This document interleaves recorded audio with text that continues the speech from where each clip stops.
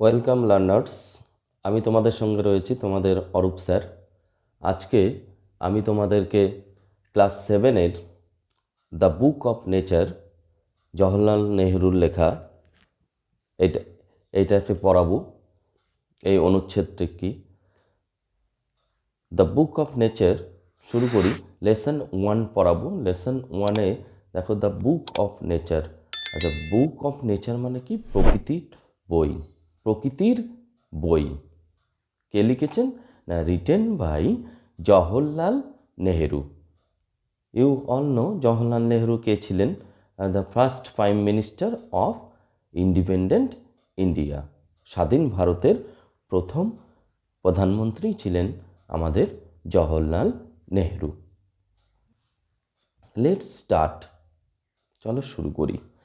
Pandit Jawaharlal Nehru was a great freedom fighter. Pandit Jawaharlal Nehru ছিলেন একজন বড় মাপের স্বাধীনতা সংগ্রামী। ফ্রিডম ফাইটার মানে স্বাধীনতা সংগ্রামী। And the first prime minister of independent India, এবং স্বাধীন ভারতের, ইন্ডিপেন্ডেন্ট মানে স্বাধীন, মুক্ত, স্বাধীন ভারতের প্রথম প্রধানমন্ত্রী ছিলেন। He was a very good writer as well. তিনি একজন ভালো লেখকও ছিলেন। The discovery of India, the glimpses of world history and autobiography, এই দুটো হচ্ছে তার বইয়ের নাম, লেখা বই, তার লিখিত বই। আর সাম অফ হিজ নোটেড ওয়ার্কস, তার বিখ্যাত কিছু কাজের মধ্যে উল্লেখযোগ্য। নোটেড মানে বিখ্যাত।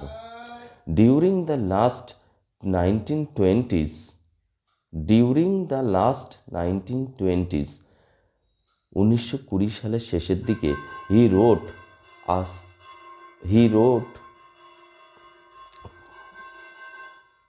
তাহলে কি বলছে? During the late 1920s he wrote a series of letters, তিনি অনেকগুলো পত্র বা চিঠি লিখেছিলেন to his young daughter Indira, তার যুবতী কন্যা, তার ইয়াং ডটার ইন্দিরা। ইন্দিরা মানে Indira Gandhi, who was also the prime minister of India.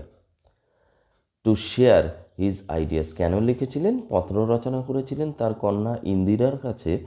To share his ideas, তার ধারণা, ধ্যান ধারণা, থটস, চিন্তাভাবনা, অ্যান্ড নলেজ, এবং জ্ঞান ভাগ করে নিতে তার কন্যার সঙ্গে, উইথ হার, তার সাথে।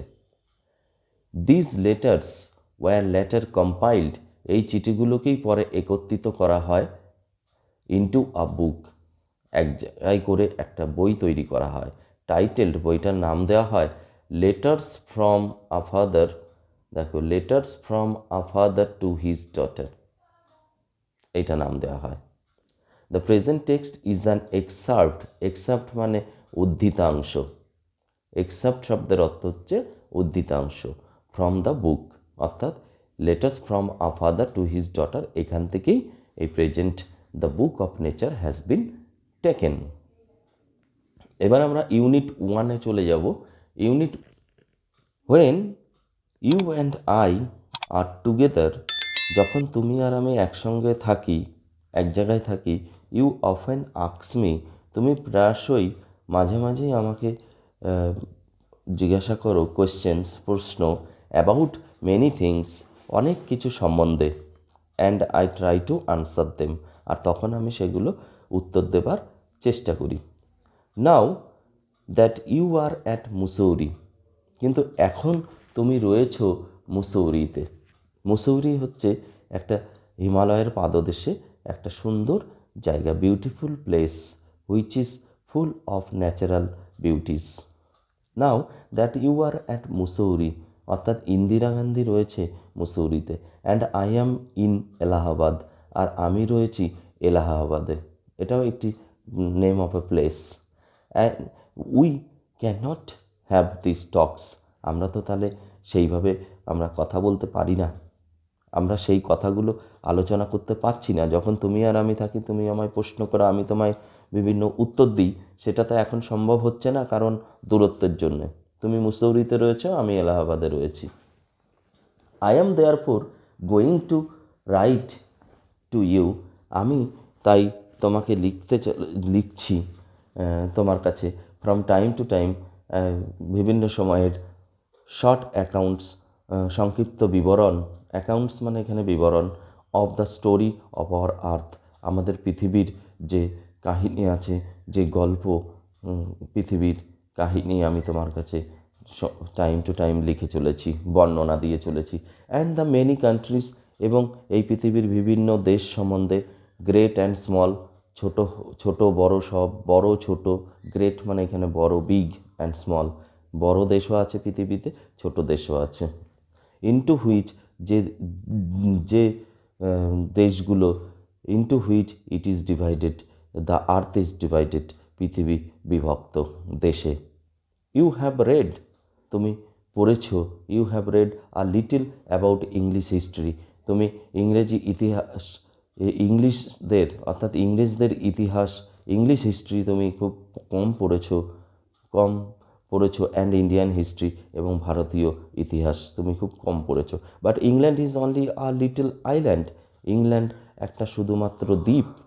অ্যান্ড ইন্ডিয়া, আর অপরদিকে ভারতবর্ষ, দো আ বিগ কান্ট্রি, যদিও একটা বড় দেশ, is only a small part of the earth surface, তবুও ভারত বড় দেশ হলেও একটা ছোট্ট অংশ এই পৃথিবীর ওপরিতলের। আর্থ সারফেস, আর্থ সারফেস মানে কি? পৃথিবীর ওপরিভাগ, পৃথিবীর যে স্থলভাগ তার মধ্যে একটা অংশ। If we want to know something about the story of this world of hours, আমাদের এই জগৎ সম্বন্ধে যদি আমরা জানতে চাই, উই মাস্ট থিঙ্ক, আমাদেরকে অবশ্যই ভাবতে হবে, অফ অল দ্য কান্ট্রিজ, সমস্ত দেশ সম্বন্ধে, অ্যান্ড অল দ্য পিপলস, এবং সেই সমস্ত মানুষজন সম্বন্ধে, লোকজন সম্বন্ধে, that have inhabited it, inhabited মানে অধিবাসী, বসবাস করা, এখানে বসবাস করা, অর্থাৎ যারা এই দেশগুলোতে বসবাস করে তাদের সম্বন্ধে, সেই লোকজনদের সম্বন্ধে আমাদের জানতে হবে। And not merely of one little country, শুধুমাত্র মিয়ারলি মানে শুধুমাত্র, নট মিয়ারলি শুধুমাত্র, অফ ওয়ান লিটল কান্ট্রি, শুধু একটা ছোট্ট দেশ সম্বন্ধে জানলেই আমাদের চলবে না, where we may have been born, হয়তো যেখানে আমরা জন্মগ্রহণ করেছি সেই দেশ সম্বন্ধে জানলেই আমাদের কিন্তু সব কিছু হয়ে যাবে না। আই এম অ্যাফ্রেড, আমি ভীত, I can only tell you very little in this letters of mine, আমার এই চিঠিগুলিতে, আমার এই পত্রগুলিতে আমি তোমাকে খুব অল্পই ব্যক্ত করতে পারছি, বলতে পারছি, এর জন্যে আমি ভীত।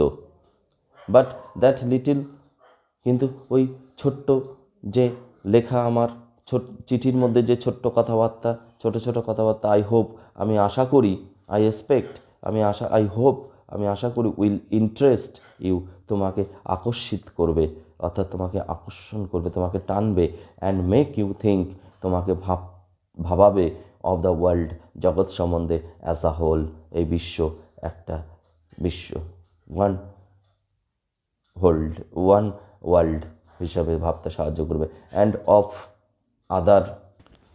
আদার peoples in it as our brothers and sisters, এবং এই পৃথিবীতে অন্য যারা লোকজন আছে তারা আমাদের ভাই এবং বোন, এটা তোমাকে ভাবাবে।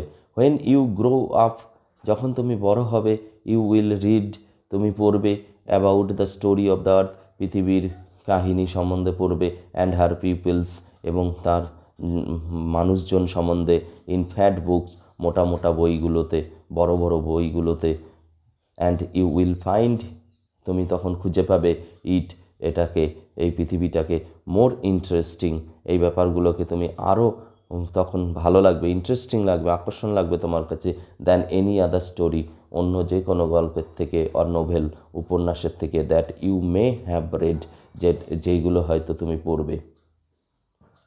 ইউ নো অফকোর্স দ্যাট, তুমি অবশ্যই, অফকোর্স এটা একটা ফ্রেজ, এটার মানে হচ্ছে অবশ্যই।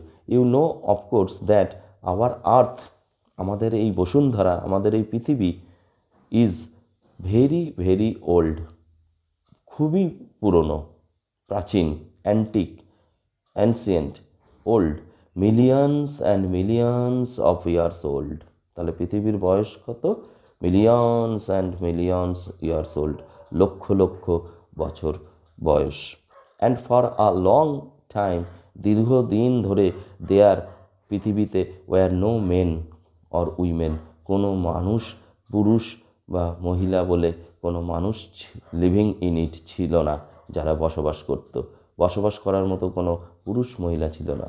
বিফোর দ্য মেন কেম দেয়ার, মানুষ পৃথিবীতে আসার আগে ওয়ার অনলি অ্যানিমালস, শুধুমাত্র পশুরা। অ্যান্ড বিফোর দ্য অ্যানিমালস, এবং পশুদের আগে দেয়ার ওয়াজ আ টাইম, একটা সময় ছিল, when no kind of life existed on earth, যখন কোনো ধরনেরই জীবন পৃথিবীতে অস্তিত্ব ছিল না, এক্সিস্ট করতো না। এক্সিস্ট মানে কি? এক্সিস্ট মানে হচ্ছে অস্তিত্ব থাকা। পৃথিবীতে অস্তিত্ব ছিল না এই বসুন্ধরা, আমাদের এই প্ল্যানেটে। ইট ইজ ডিফিকাল্ট, এটা খুবই কঠিন, টু ইমাজিন দিস ওয়ার্ল্ড, এই জগৎকে, এই বিশ্বকে পরিকল্পনা, ইমাজিন করা, অর্থাৎ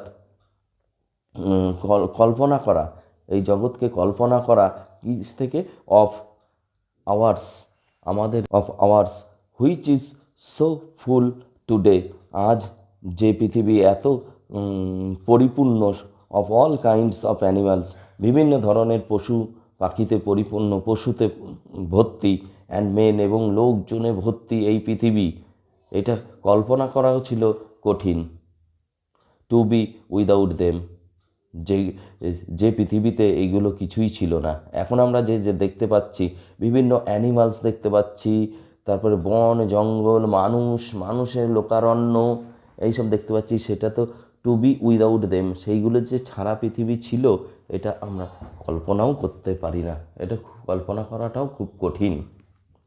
বাট কিন্তু সায়েন্টিস্টস, বিজ্ঞানীরা, অ্যান্ড দোজ, এবং সেই সমস্ত মানুষজন, তারা হু হ্যাভ স্টাডিড, যারা পড়াশোনা করেছে, অ্যান্ড থট, এবং ভেবেছে, চিন্তা করেছে, আ গ্রেট ডিল, এটা একটা ফ্রেজ, ভীষণ পরিমাণে, ব্যাপক পরিমাণে, যারা খুব চিন্তা করেছে, অ্যাবাউট দিস ম্যাটার্স, এই ব্যাপারগুলো সম্বন্ধে, এই জিনিসগুলো সম্বন্ধে যারা খুব পড়াশোনা করেছে বা ভেবেছে, টেল আস, তারা আমাদেরকে বলে দেয়, দ্যাট, যে দেয়ার ওয়াজ আ টাইম, একটা সময় ছিল, when the earth was too hot, যখন পৃথিবী ছিল এতটাই উত্তপ্ত, গরম, for any living being to live on it, কোনো জীবের পক্ষে এটাতে বসবাস করা ছিল খুবই কঠিন, যেহেতু এটা খুবই হট ছিল। তাহলে কেন প্রাণ ছিল না? কারণ পৃথিবী খুবই উত্তপ্ত ছিল। And if you read their books, আমরা যদি তাদের রচিত বইগুলো পড়ি, অ্যান্ড স্টাডি দ্য রকস, এবং পাহাড় পর্বত সম্বন্ধে, শিলা সম্বন্ধে যদি আমরা পড়ি, অ্যান্ড দ্য ফসিলস মানে কি? জীবাশ্ম কাকে বলা হয়? অর্থাৎ বহু প্রাচীনকালে মাটির নিচে বা পাহাড়ের মধ্যে যে চাপা পড়ে যে পাললিক শিলায় এটা হয়ে থাকে ফসিলস, অর্থাৎ জীবাশ্ম বলা হয়।